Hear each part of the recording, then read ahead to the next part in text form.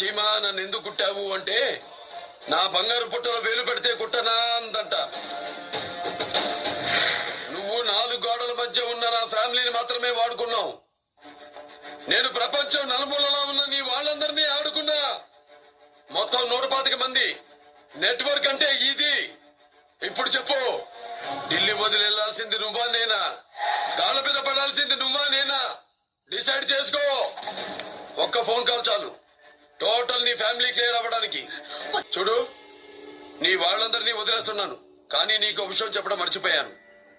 నేను కిడ్నాప్ చేసిన వాళ్ళల్లో నీ అల్లుడు కూడా ఉన్నాడు. వాడు చాలా పెద్ద తప్పు చేశాడు.